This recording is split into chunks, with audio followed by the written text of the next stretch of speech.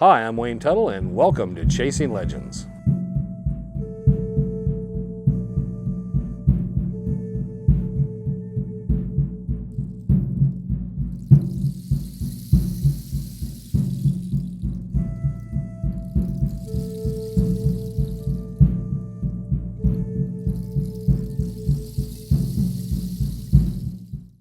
Hi, I'm Wayne Tuttle. I'll be your host today.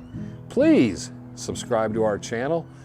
Leave a comment, hit the notification bell so you always get notifications. What's coming up new? We always have the Legend of Superstition Mountains and the Dutch Hunter Rendezvous shirts. We make nothing on it. It's at cost. Get them right now. We have them in the black and we have them in the gray. But we're also introducing now the long sleeve shirts for both. So pick up one of those. I know a lot of people were looking for some long sleeves, so we're going to get those, the long sleeve jerseys, and then we'll see what else we come up with. All right.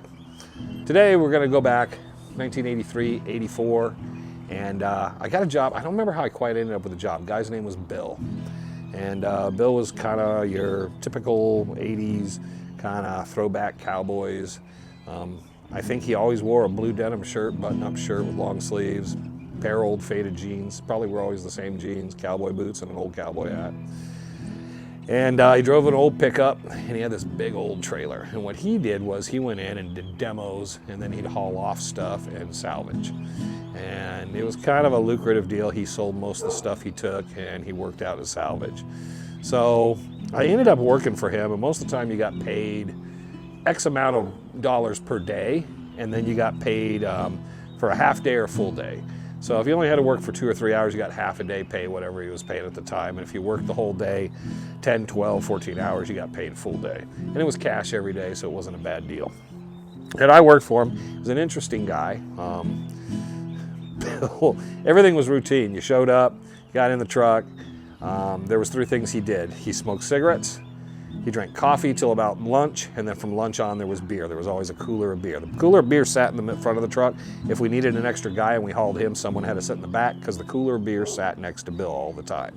So we drank Coors Light for the second half of the day, and it was coffee in the morning. He had these big things full of coffee.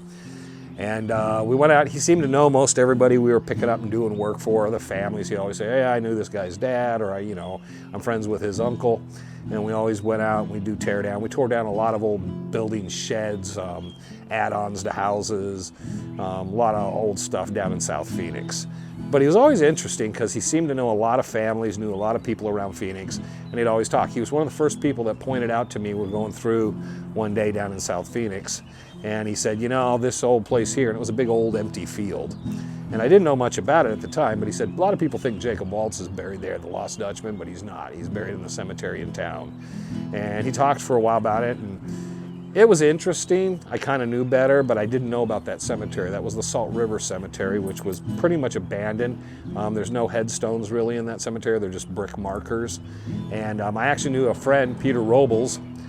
Peter's family, his uncle lived backed up to that park, and they used to play football and stuff in that field when it had grass. By this point, it was already dead, and it was kind of like, it just looked like a overgrown field. So it was always interesting, the conversation. So what the story today is, we went by this house this one day.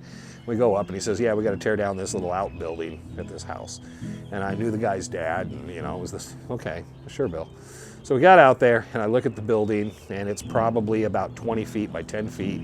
And like I said, he had this trailer that was just enormously long trailer. So you would just tie everything to it. There was no sides to it, so we'd have to tie everything down. And so we got down there. He goes over to talk to the guy, and as usual, he has his coffee and his cigarettes, and he just sits there and talks and BS's for a while. He comes back over, okay, let's do it. And I'm thinking we're tearing the building down where they're talking, because this thing looks like just literally like the doors coming off and everything, and it's just got like just the windows are filled, No, there's another building. That's the house they're living in.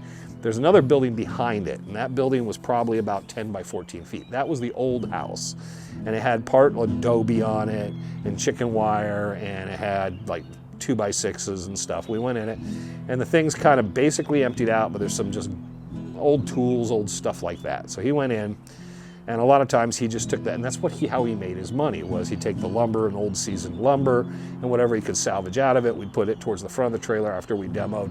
Then the back was the stuff that went to the dump. And I'm thinking this place is a dump. So we get in, The inside has like sheet wood inside, so we got to pull the sheet wood off first. And there was no insulation. We're pulling it off, and there's scorpions, there's spiders, there's everything you can imagine. The place was just like, they hadn't even used it really to store much. There's some old piles of newspapers and stuff, I remember. So we're tearing off, and these boards are like slats inside the sheet wood, running long ways. Like, they're probably about 3-foot sections by about 6-foot sections. So we're tearing those off, we get down, and then suddenly there's these jars rode up, like you can see top of jars. And I'm like, Bill, come here. And he's like, what? And I said, there's a whole bunch of jars. And now, I had to be maybe 20. So I'm thinking, what if we find some body parts or something in here? And he's like, I don't know, maybe they were canning or something. And he's, neither one of us are touching them. We're just kind of looking down in there. You can just see the tops of the lids and see their little canning jars like this. There's a whole row of them. So we start pulling off that wood carefully. We set it aside, and we look down, and the whole thing is shelved with it. There must be 20, 25 of them. So he said, well, let's get this next one off careful, make sure they don't fall off.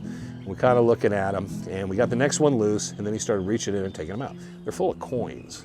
It's all just coins, old coins, all kinds of stuff, and it's just, every jar is filled. So he pulls every jar off. There must have been 20, 25. He sets them outside on the ground. So we get that sheet off, and there's another row underneath it. So we have to carefully kind of, as we get the wood worked out, pull that. There was 3 rows of these, so there's probably close 60, 70 of these jars of coins. So he gets them all off. We're tearing the place down. We carefully kind of got the rest. It took a lot longer than he expected.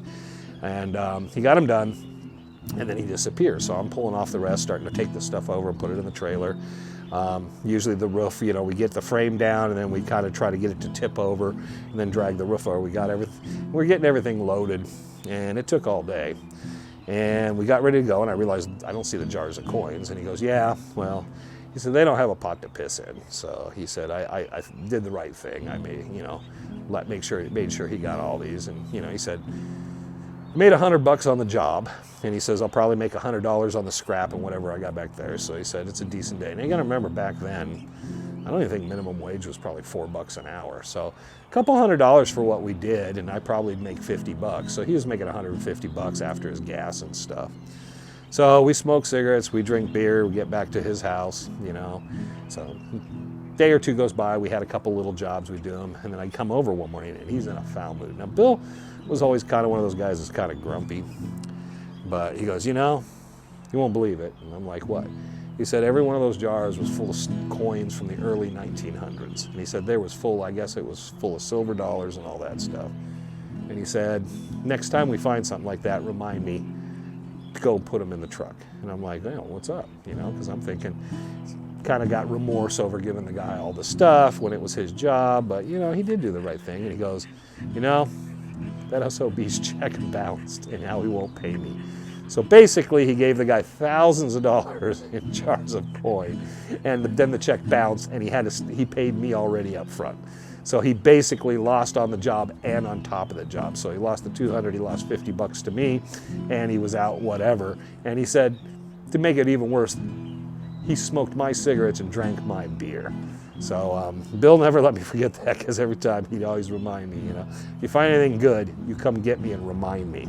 So that was, I don't know whatever happened to Bill. Like I said, I don't even know how I ended up hooking up with him. I worked with him for probably about 6 months, and then we ended up, a guy out in Scottsdale was renovating houses, and he picked me up. He basically offered me a better deal, and Bill told me to take it. He said, they're going to pay you twice as what I'm going to pay you a day. And he says, it's probably going to be a lot easier work, less tetanus shots, because we are always getting nails and all kinds of stuff. But he said, it's probably safer work and all that. So he said, you should take that job, because I'm going nowhere.